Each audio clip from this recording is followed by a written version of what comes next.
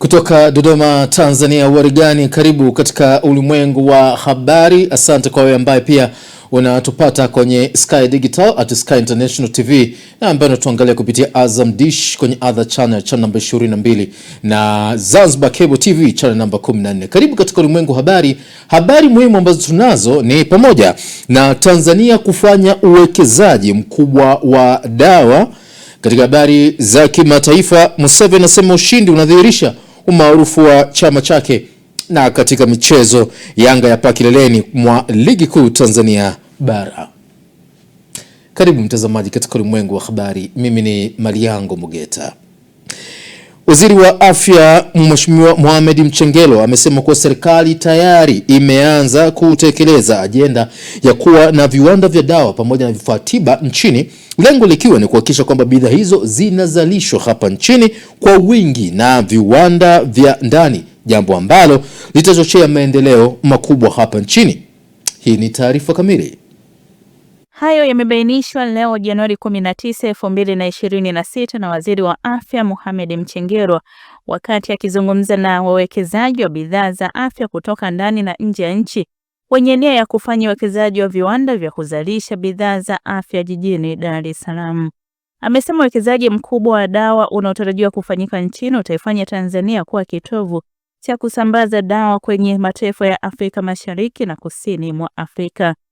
Waziri Mchengerwa amesema taifa limejipanga kuhakikisha ifikapo mwaka 2030 kiwango cha uzalishaji wa dawa kinaongezeka kutoka 10% ya sasa hadi kufikia 65%. Shuhudia tunayo mataifa zaidi ya 27 ambayo yameshiriki leo, ambayo yalifanya commitment ya ushiriki wao, na tuna wadau zaidi ya 40 ambao wameingia leo. Wapo ambao wameingia asubuhi na wapo ambao wameingia kwenye ndege hivi punde, tutakuwa nao hapa. Na tunaposema soko la uhakika, ikumbukwe kwamba kijiografia Tanzania iko katika maeneo nyeti, maeneo ambayo yamependelewa sana na Mwenyezi Mungu. Uwepo wetu katika eneo la jiografia, location yake ya kijiografia inatoa favor kwa Tanzania kuzalisha chochote na kuweza kuuza popote hapa duniani, hasa katika maeneo ya Afrika Mashariki, Afrika ya Kusini na maeneo mengine ambayo ni karibu na eneo letu hili la Afrika Mashariki. Kwa hiyo tunaamini kwamba soko letu la Tanzania la watu zaidi ya milioni 70, leo hii tunakwenda kwenye bima ya afya kwa wote. Watanzania wengi hawakuwa wanakwenda mahospitali, wengi walikuwa wakitumia tiba asili, ambavyo nimetangulia kusema zaidi ya 70% ya Watanzania wamekuwa wakitumia tiba asili. Tunapokwenda kwenye bima ya afya kwa wote, tunategemea double ya numbers ya wagonjwa itaongezeka, kwa sababu gharama itakuwa imeshuka na serikali itahakikisha kwamba tiba inatolewa ipasavyo katika maeneo mbalimbali. Tunapoongeza idadi ya watu, tutahitaji dawa. Lazima tujiandae. Kama nchi tumejiandaa vipi? Hatuwezi kutegemea dawa kutoka nje, kwa sababu kunapotokea dharura yoyote katika mataifa mbalimbali duniani inaweza kutuathiri sisi moja kwa moja. Kwa hiyo tunaposema soko la uhakika, maana yake tunakusudia idadi ya watu walioko Tanzania, tunakusudia taasisi ndani ya serikali na taasisi nje ya serikali. Tunakusudia idadi ya watu walioko Afrika Mashariki, lakini pia tunakusudia idadi ya watu walioko katika mataifa kusini mwa Afrika. Na hii inatukumbusha kwamba wenzetu wa MSD leo hii wana mkataba wa kusambaza dawa kwenye mataifa ya Afrika. MSD wana mkataba wa kusambaza dawa kwenye mataifa mbalimbali Afrika, mkataba wa miaka 5. Lakini tujiulize, toka tumepata huu mkataba tumewezaje kupeleka dawa kwenye mataifa haya ya Afrika? Swali hili linajibiwa kwamba bado tuna changamoto ya kuhakikisha kwamba lazima tuwe na viwanda vya dawa vitakavyowezesha kulisha Afrika Mashariki na itakayowezesha kulisha kusini mwa Afrika. Ameongeza kuwa serikali imejiandaa vya kutosha kuweka mazingira rafiki kwa wawekezaji wa dawa na vifaa tiba nchini ili kuwarahisishia mchakato wa uwekezaji na utengenezaji wa dawa kwa kipindi chote cha uwekezaji. Mindi Josefu, Sky TV. Naam, na sasa ulimwengu wa habari unaelekea Ilala katika jiji la Dar es Salaam ambapo zaidi ya wananchi 30,000 katika maeneo mbalimbali wilaya Ilala jijini Dar es Salaam wanatarajiwa kuweza kufikiwa na huduma bora kabisa ya mamlaka ya vitambulisho vya taifa nchini NIDA, ikiwa ni mkakati wa kuhakikisha kuwa wanatambuliwa kirahisi kwa kuwa taarifa zote muhimu kwa sasa zinapatikana katika mfumo huo mkuu wa taifa wa utambuzi wa watu. Undani wa taarifa hii.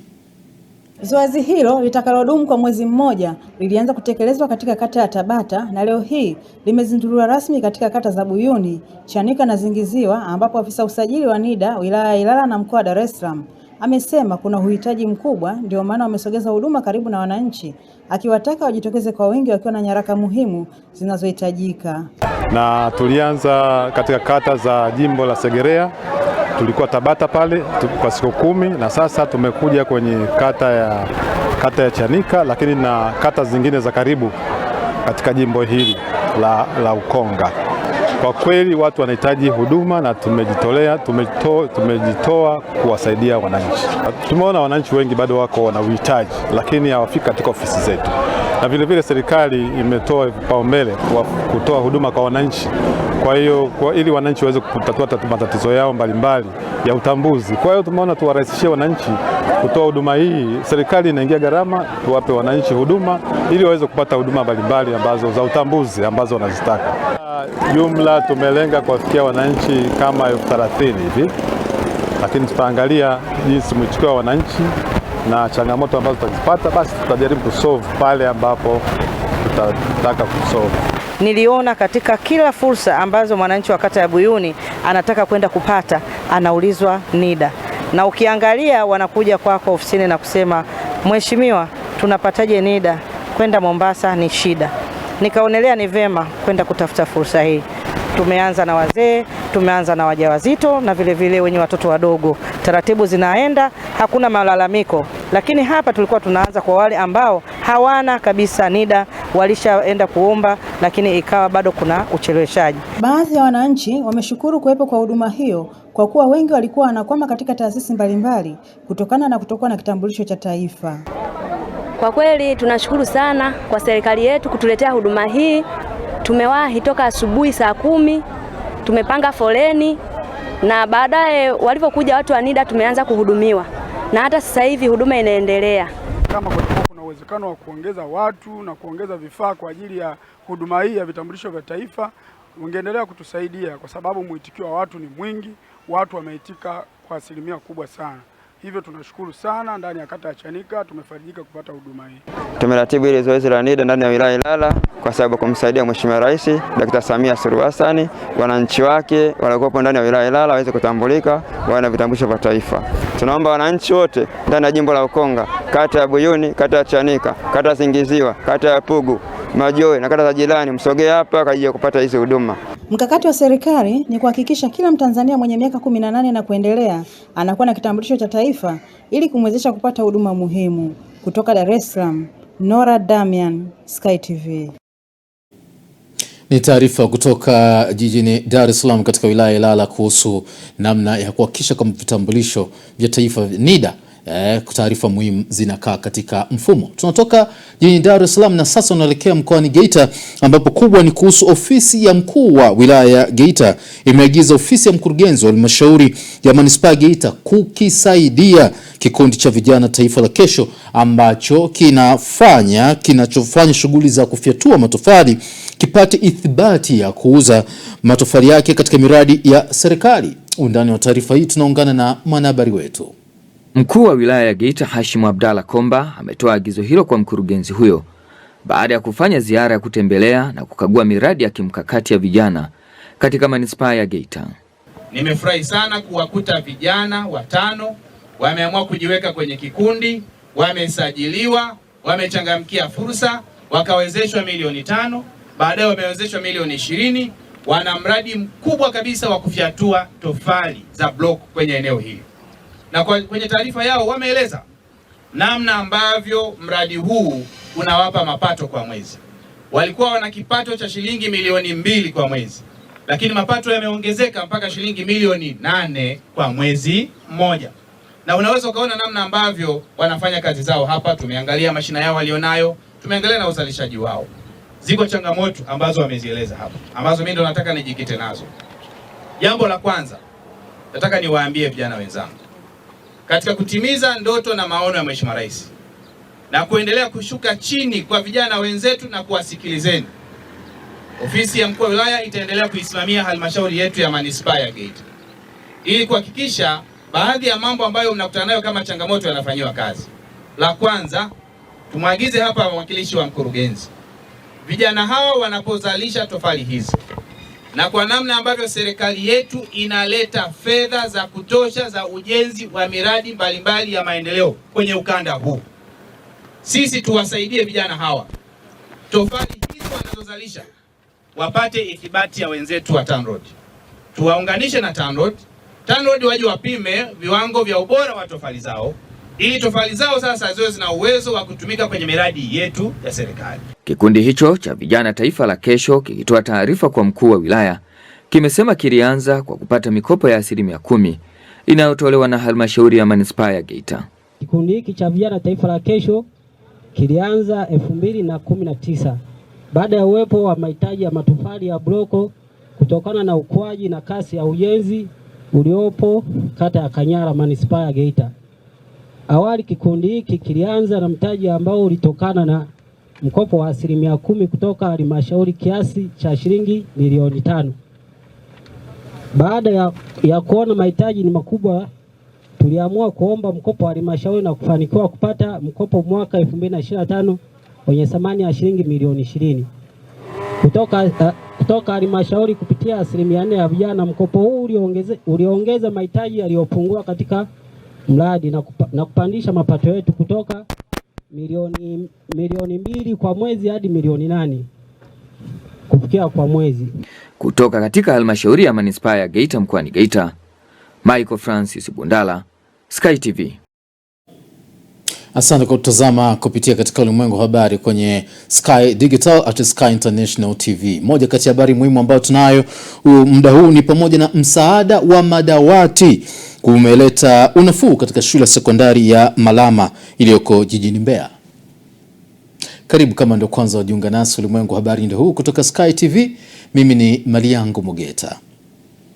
Shule ya sekondari ya Malama iliyoko katika kata ya Msalala wilaya ya Mbeya inakabiliwa na upungufu mkubwa wa madawati, hali ambayo imewalazimu baadhi ya wanafunzi kukaa kwenye ndoo au chini wakati wa masomo, jambo ambalo linadaiwa kwamba kuchangia kushuka kiwango cha ufaulu kwa wanafunzi hao. Undani wa taarifa hii tunaungana na mwanahabari wetu toka jijini Mbeya. Wanafunzi wa shule ya sekondari Malama wameyasema hayo wakati wa hafla ya kukabidhi madawati yaliyotolewa na mjumbe wa halmashauri kuu ya CCM Taifa Ndele Mwaselela, ambapo wamesema upungufu wa madawati hayo umepelekea baadhi ya wanafunzi wa kidato cha kwanza kushindwa kuripoti mapema shuleni. Tulikuwa tukalima dawati, unakuta mtu anakalia ndoo au anakalia begi au anakaa chini, ndio changamoto yetu. Kiti kimoja wanakalia watu wawili, ambao ilikuwa kama ni meza inampatia mwingine ambaye hana nguvu, inampatia wakati mgumu wa kuandika, kusaga anasukuma daftari inaweza kuchanika na mzazi anapata gharama. Kwa hao wanaojiunga kidato cha kwanza walivyoambiwa waje na dawati, kama tunavyojua maisha ya nyumbani kwetu ni magumu, hiyo ilileta changamoto kwa wazazi kuwaleta watoto shuleni mapema. Hata kwa upande wangu pia, yani nina mdogo ambaye inabidi alipoti kidato cha kwanza hapa, lakini kutokana na changamoto ya uhaba wa dawati amekaa nyumbani mpaka sasa hivi hajaripotishwa hapa.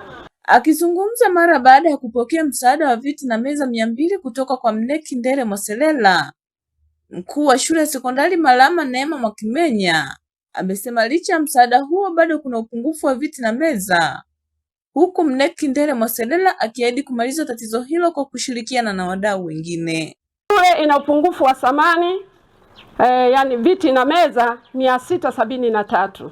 Tunamshukuru sana Mheshimiwa Mneki. Baba, tunashukuru sana. Tumekusanyika hapa leo kwa ajili ya kupokea madawati au viti 200 na meza 200. Dr. Samia anataka siasa ambazo zinahurumia wananchi. Dr. Samia anataka siasa ambazo zinamhurumia mnyonge kule chini. kwa kuwaletea meza. Hizo meza mwalimu mkuu amesema ziko 600 zinatakiwa.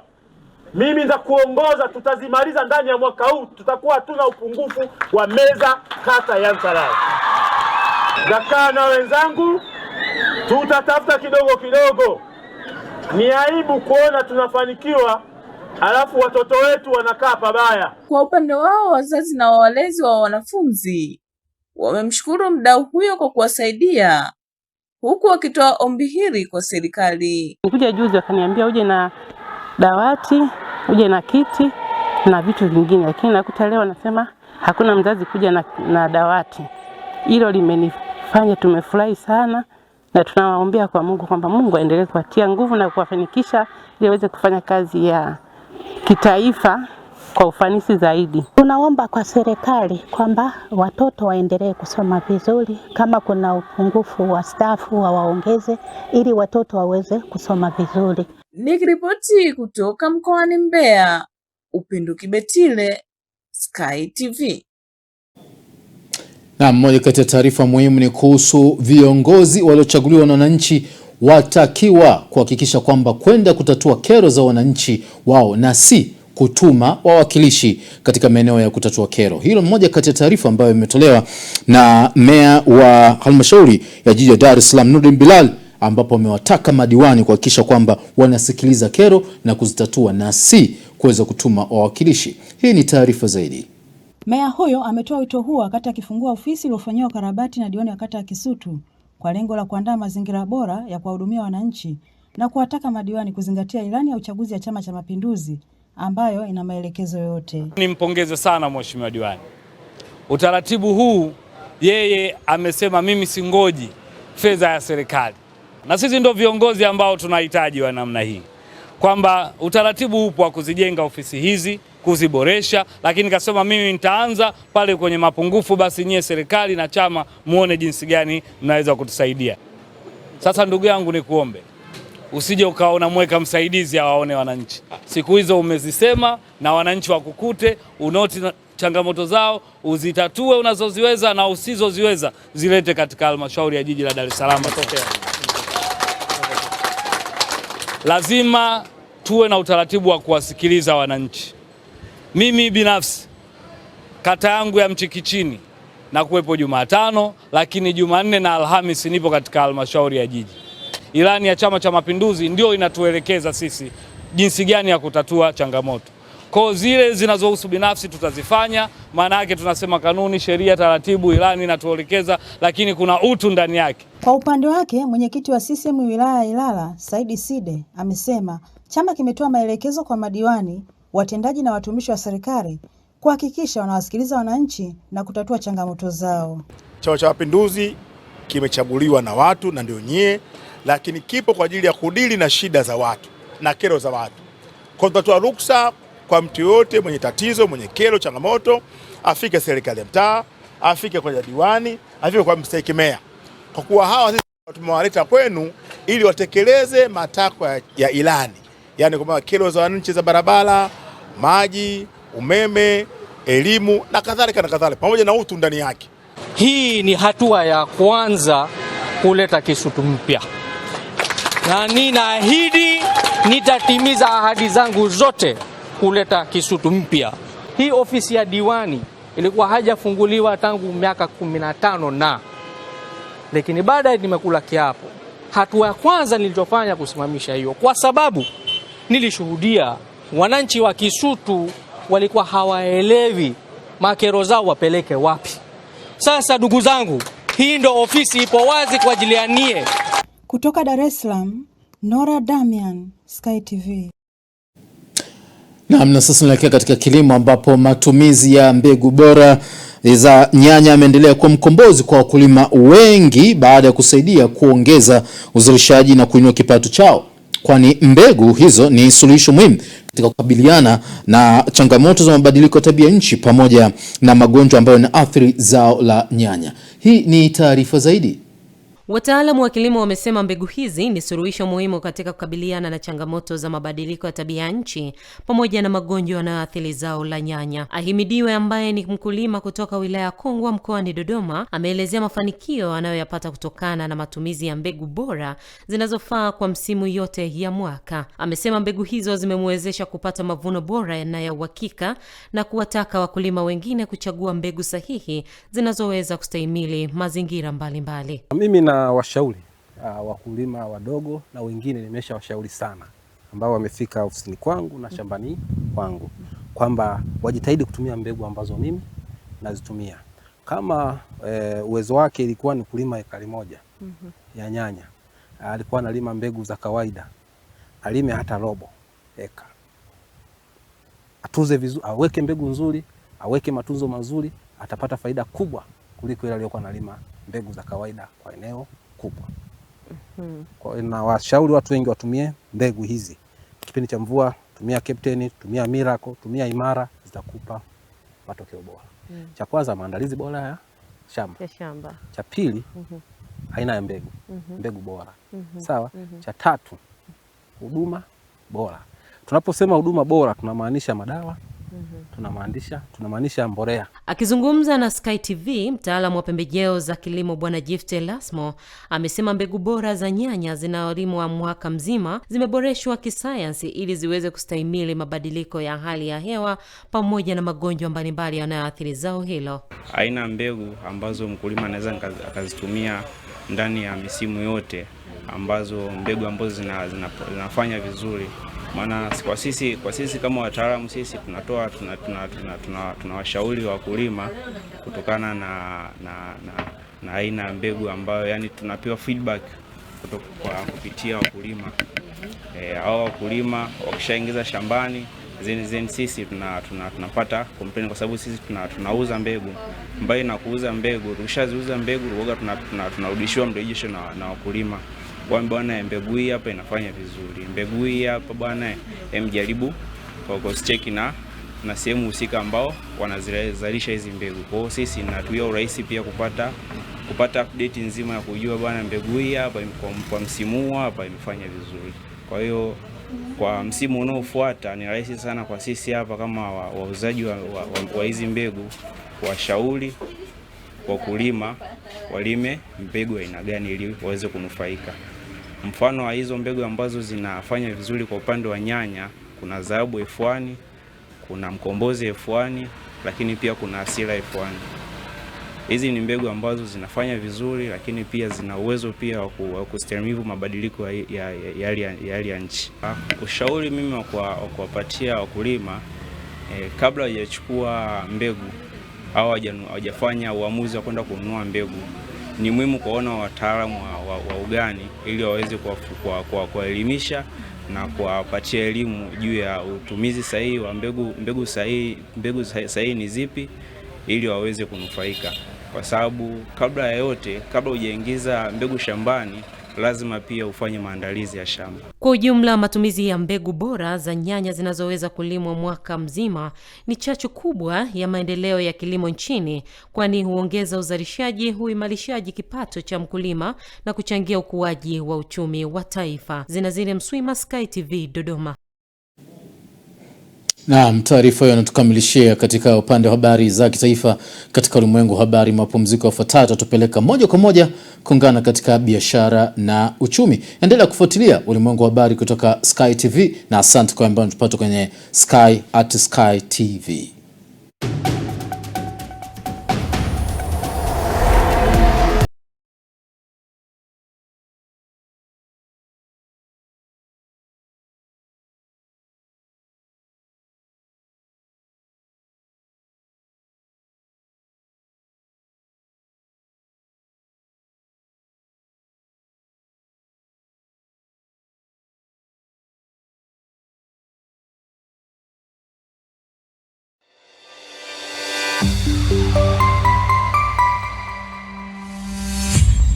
Sky TV. Habari, jina langu ni Sarah kutoka ya ZIC. Kazi yangu ni kukuongoza katika kufanya maamuzi sahihi ya kujikinga wewe na mali yako dhidi ya majanga yasiyotarajiwa kwa kupata bima kutoka ZIC. Je, unaifahamu ZIC? ZIC ni shirika la bima lililoanzishwa mwaka 1969 kutoa huduma za bima kwa wananchi, taasisi za umma na binafsi kwa lengo la kulinda uchumi wa watu binafsi na nchi yetu kwa ujumla. Lengo letu ni kuwa kampuni ya bima inayoaminika na wateja na kutambulika kote Afrika Mashariki. Dhamira yetu ni kulinda na kuwawezesha wateja wetu kwa kuwapa huduma bora na za kuaminika. Baada ya utangulizi wangu, je, ungependa kujua kuhusu huduma zetu? ZIC tunatoa huduma za bima za mali na ajali, na kati ya hizi ni bima ya magari, bima ya wizi, bima ya moto, bima ya mizigo. Je, unazijua branchi zetu? Kuhakikisha tunawafikia wateja wetu nchi nzima, tunatoa huduma zetu kupitia ofisi zetu kuu zilizopo mtaa wa Mpirani pamoja na matawi yetu yafuatayo: Amani, Marubi, Chake Chake, Dar es Salaam, Dodoma, Mwanza, Kahama, Arusha, Tanga, Mbeya na Mtwara. Unajua ni njia gani tunazotumia kuwapa wateja wetu huduma? Tunatoa huduma kupitia ofisi zetu, kupitia mawakala na madalali wa bima waliosajiliwa na Mamlaka ya Bima Tanzania, kupitia mawakala wa Bank Assurance na pia kupitia mitandao ya simu kupitia Voda Bima na Mix by Yas. Karibu ufurahie huduma zetu kwa masaa 24. Tunakujali.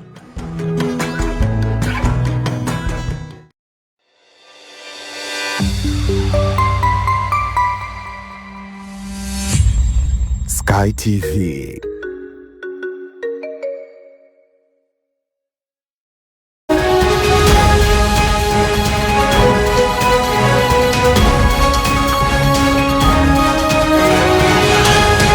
Biashara na uchumi.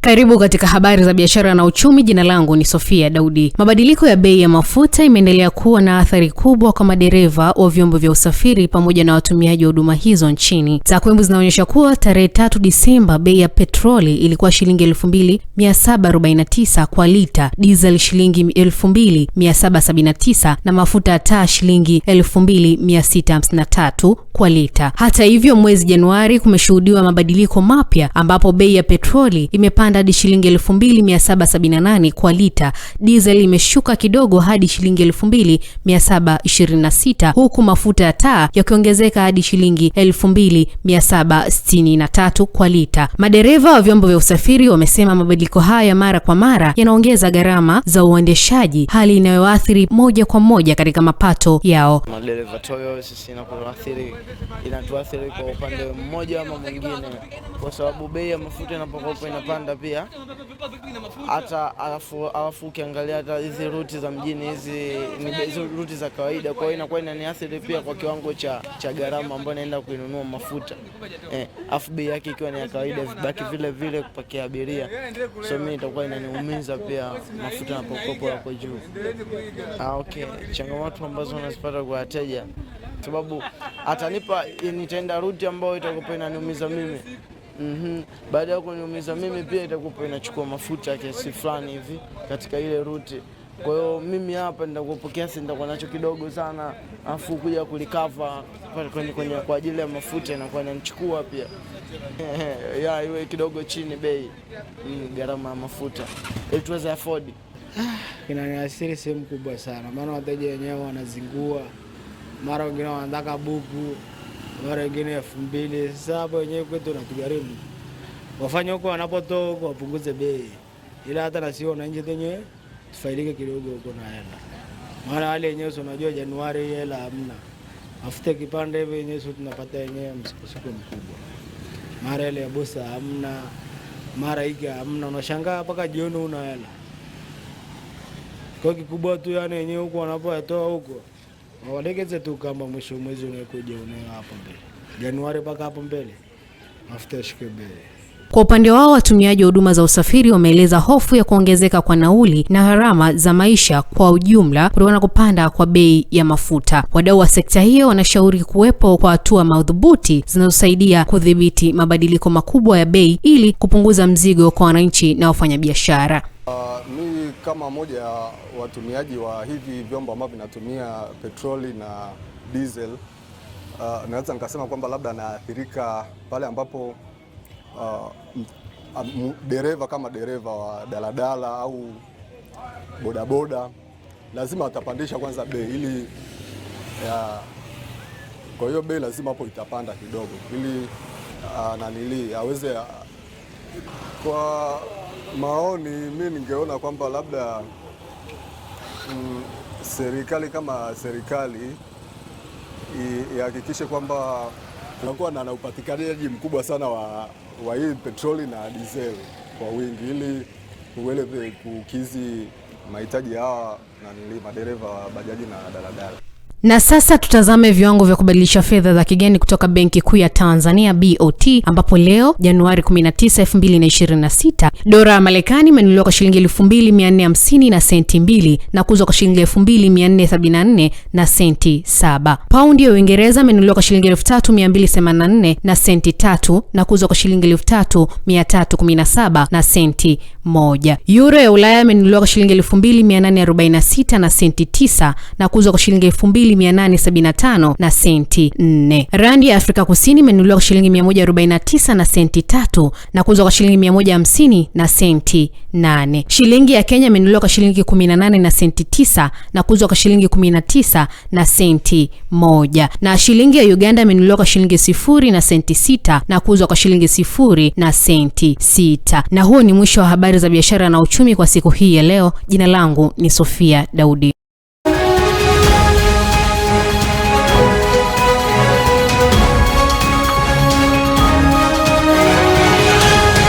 Biashara na uchumi.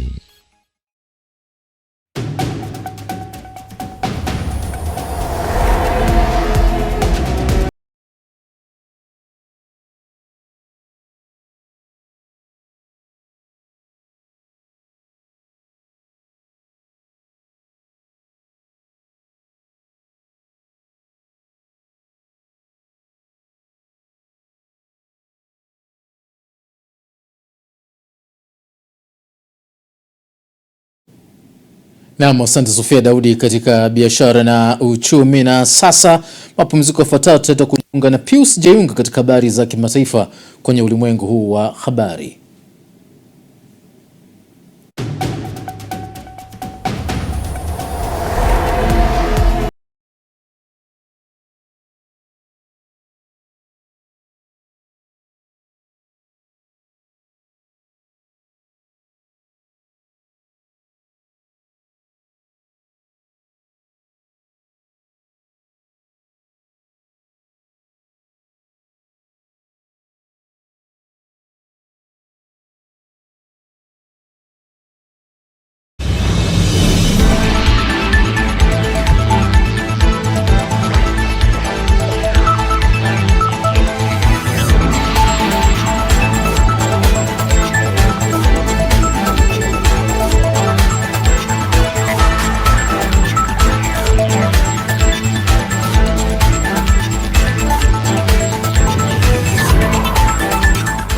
Habari za kimataifa.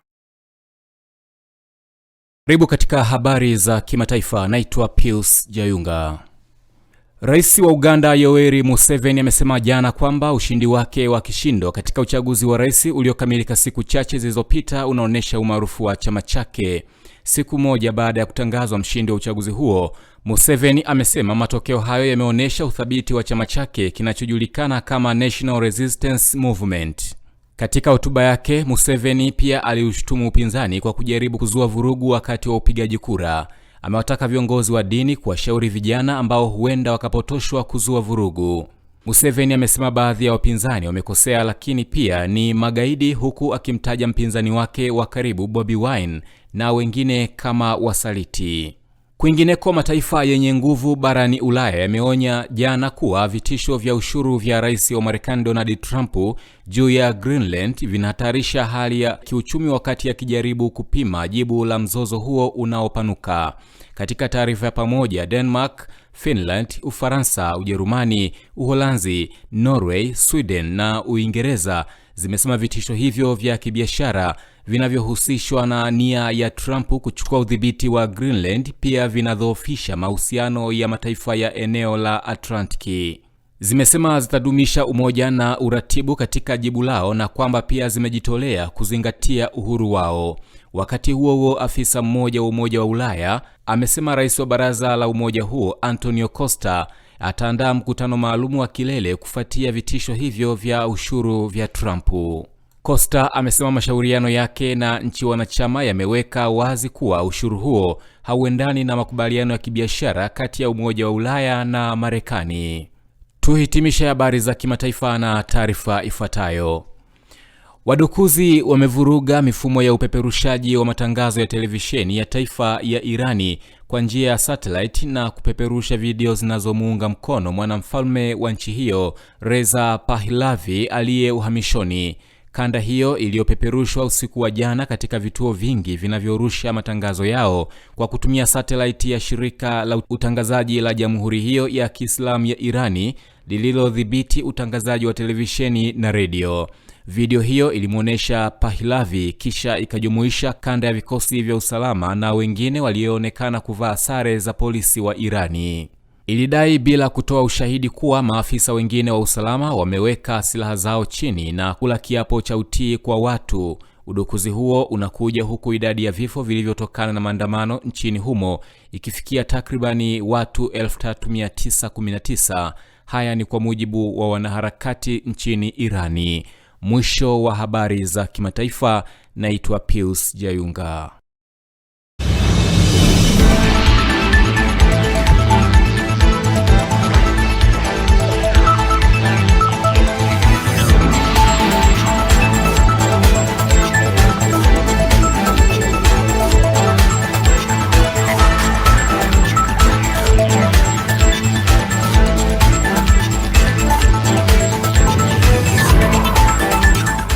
Habari za kimataifa.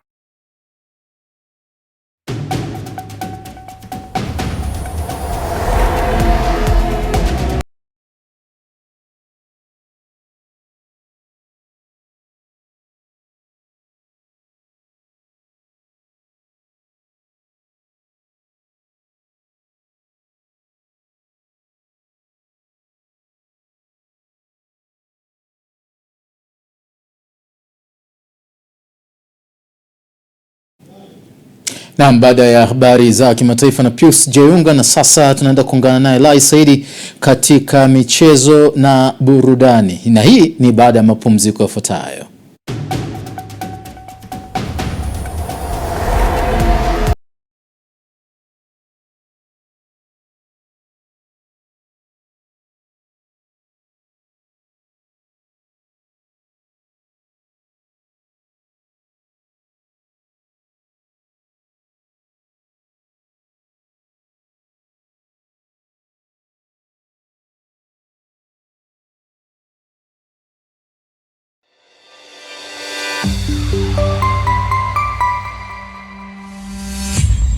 Sky TV.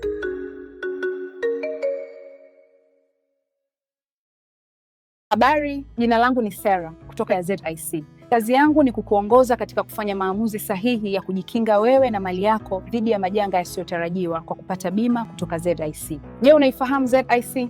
ZIC ni shirika la bima lililoanzishwa mwaka 1969 kutoa huduma za bima kwa wananchi, taasisi za umma na binafsi kwa lengo la kulinda uchumi wa watu binafsi na nchi yetu kwa ujumla.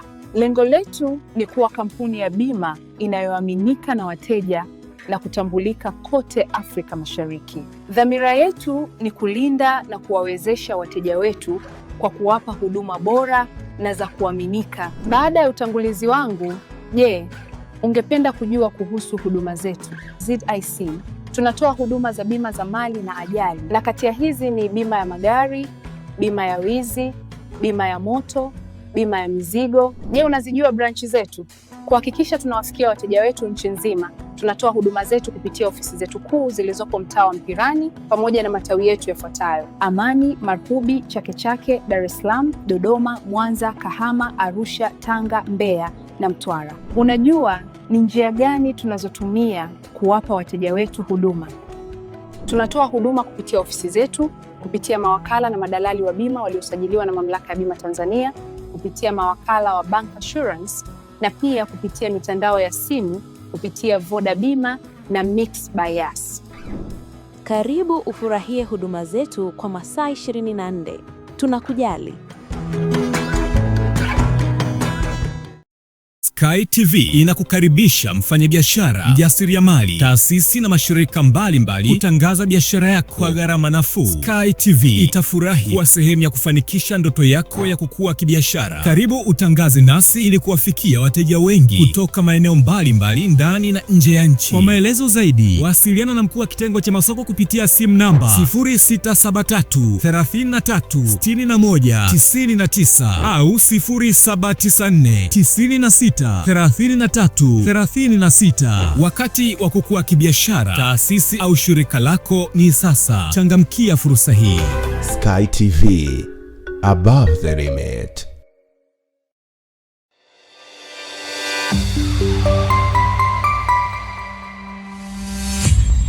Sky TV.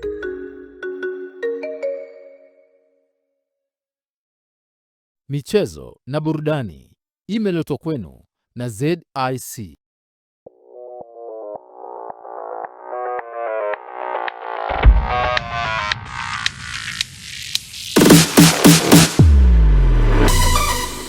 Habari za michezo na burudani. Hujambo na karibu mtazamaji wa Ulimwengu wa Habari. Tuelekee viwanjani kwenda kufahamu taarifa za kimichezo. Jina langu Lai Saidi. Waziri wa Habari, Utamaduni, Sanaa na Michezo Mheshimiwa Paul Makonda amekutana na Rais wa Shirikisho la Soka Afrika CAF Dr. Patrick Motsepe mjini Rabat nchini Morocco na kumkabidhi barua rasmi kutoka kwa Rais wa Jamhuri ya Muungano wa Tanzania Dr. Samia Suluhu Hassan. Katika mazungumzo hayo, Makonda amehakikishia CAF kuwa Tanzania iko tayari kushirikiana kikamilifu katika utekelezaji wa mipango ya maendeleo ya soka pamoja na maandalizi ya mashindano mbalimbali ya kimataifa. Kwa upande wake, Dr. Motsepe amepongeza hatua kubwa zilizofanywa na Tanzania katika kukuza soka, akitaja mafanikio ya ujenzi wa miundombinu ya michezo, uandaaji wa mashindano ya CHAN kwa mwaka 2024 na maandalizi yanayoendelea ya AFCON kwa mwaka 2027. Wakati huo, Tanzania pamoja na Kenya na Uganda zilikabidhiwa rasmi bendera ya CAF wakati wa fainali za AFCON kwa mwaka 2025. Hii yote ni kuashiria kuanza kwa maandalizi ya michuano ya AFCON ambayo itafanyika Afrika Mashariki.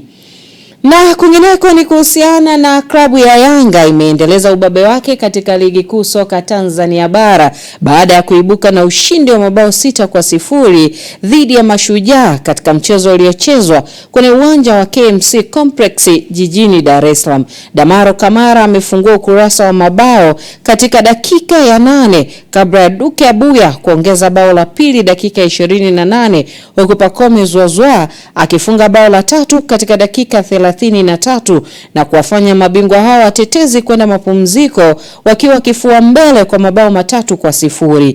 Kipindi cha pili, Mashujaa walijaribu kujipanga upya lakini walishindwa kuhimili mashambulizi ya Yanga, kwani Prince Dube aliongeza bao la 4 dakika ya 79 kabla ya Mudathiri Yahaya kufunga bao la 5 dakika 81 na mshambuliaji mpya wa klabu ya Yanga Delson Laulindo Depu akaweka historia kufunga bao lake la kwanza katika mechi yake ya kwanza ya ligi kuu soka Tanzania bara alipokamilisha ushindi wa mabao 6 katika dakika 89.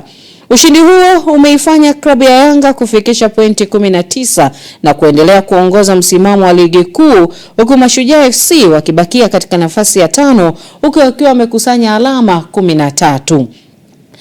Na ligi kuu soka Tanzania bara inatarajia kuendelea tena kwa siku ya kesho ambapo matajiri Azam FC watakuwa katika dimba la nyumbani Azam Complex wakiwakaribisha kikosi cha Fountain Gate FC. Mchezo huo utachezwa majira ya saa 10 jioni.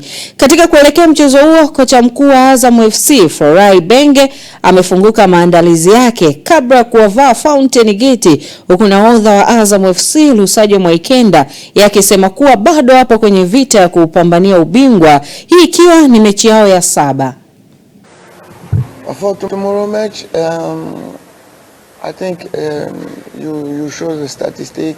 Each game we create a lot of possibilities to score, and tomorrow we want that. We want to play to create a lot of possibilities, and when we don't have the ball, to recover it as fast as possible. So not let the opponent to have the possibility to score. I say, and you said it, Fountain Gate can score a lot, so we have to be clever. We have to be clever, not going everybody to attack and let space behind us, because we know that they have a good player, especially one attackant. I like him very much. This guy can play in any team here in Tanzania. I don't say his name, but very, very good player. So we have to be clever and don't let space. Naamini katika mchezo ule, yaani kupitia mchezo ule tunaweza kuonyesha mchezo mzuri sana katika siku ya kesho, na sisi kama timu tunajiandaa katika kila mchezo, na umezungumzia tulifanya madhambi mengi katika ule mchezo. Ukicheza katika intensity kubwa kama ile, kugusana katika mchezo mzuri kama ule ni kitu cha kawaida, na muda mwingi ambao tunakuepo tunapoteza mpira, tunatakiwa tu recover mpira haraka. Kwa hiyo unaweza kuona kuna nguvu kubwa inayotakiwa kutumika ili mradi kuweza kupata huo mpira. Kwa hiyo kwenye hizo nguvu faulo lazima ziwepo ambazo ni fair, ambazo zipo katika mchezo wa kawaida. Kwa hiyo ni sisi kama wachezaji kuona tunauingia vipi mchezo wa kesho ili mradi kuweza kupata point 3 katika timu yetu. Sisi kama Azam FC mashindano yoyote tunayoingia ndani ya nchi na nje ya nchi pia ni kwa ajili ya kushindania taji lililowekwa katika hilo shindano. Kwa hiyo mpaka muda huu bado tunaupambania ubingwa wa NBC ambao mechi ya 5 ya 7 tunaenda kucheza kesho.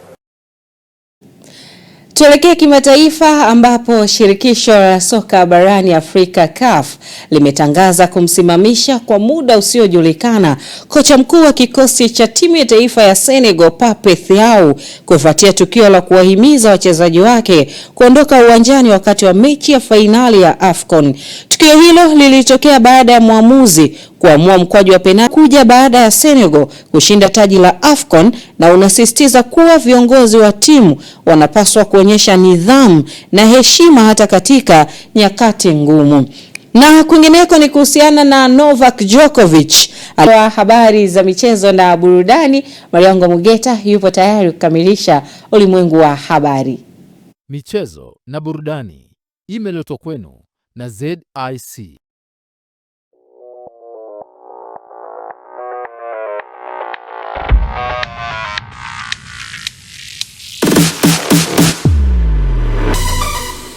Habari za michezo na burudani.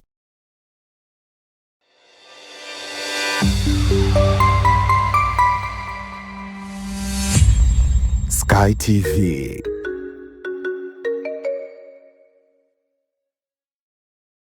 Sky TV inakukaribisha mfanyabiashara, mjasiriamali, taasisi na mashirika mbalimbali kutangaza biashara yako kwa gharama nafuu. Sky TV itafurahi kuwa sehemu ya kufanikisha ndoto yako ya kukua kibiashara. Karibu utangaze nasi ili kuwafikia wateja wengi kutoka maeneo mbalimbali ndani na nje ya nchi. Kwa maelezo zaidi, wasiliana na mkuu wa kitengo cha masoko kupitia simu namba 0673 33 61 99 au 0794 96 3336. Wakati wa kukua kibiashara, taasisi au shirika lako ni sasa. Changamkia fursa hii. Sky TV, above the limit.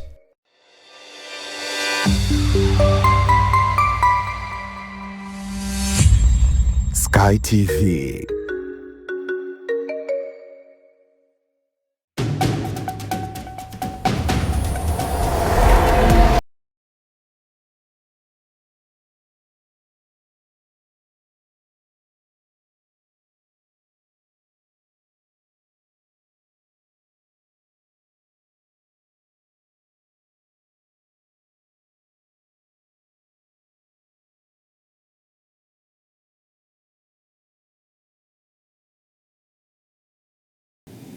Asante Rais Saidi kwa michezo na burudani. Na sasa ni wakati wa kufahamu utabiri wa hali ya hewa kutoka mamlaka ya hali ya hewa nchini Tanzania TMA kwa saa 24 zijazo kuanzia muda huu.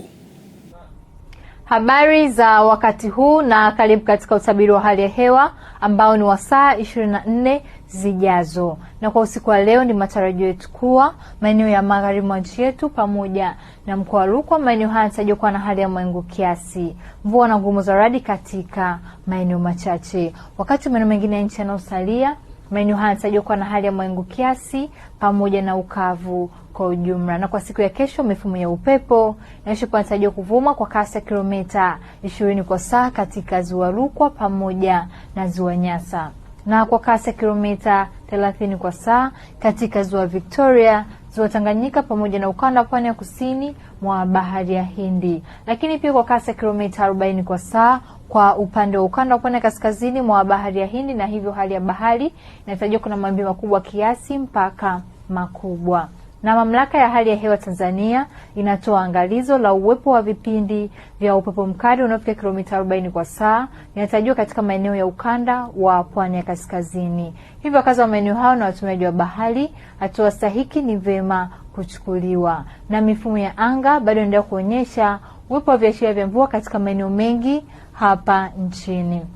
Na kwa siku ya kesho ni matarajio yetu kuwa mikoa ya Kagera, Geita, Mwanza, Shinyanga, maeneo ya magharibi mwa nchi yetu pamoja na mkoa wa Rukwa, maeneo haya yanatarajiwa kuwa na hali ya mawingu kiasi, mvua na ngurumo za radi katika maeneo machache pamoja na vipindi vya jua. Mikoa ya Mbeya, Songwe, Iringa, Njombe pamoja na Ruvuma, maeneo haya yanatarajiwa kuwa na hali ya mawingu kiasi, mvua katika maeneo machache pamoja na vipindi vya jua. Wakati maeneo mengine ya nchi yanayosalia, maeneo haya yanatarajiwa kuwa na hali ya mawingu kiasi pamoja na vipindi vya jua. Na tupate kuangalia utabiri wa hali ya hewa wa siku 4 zijazo kwa baadhi ya miji hapa nchini.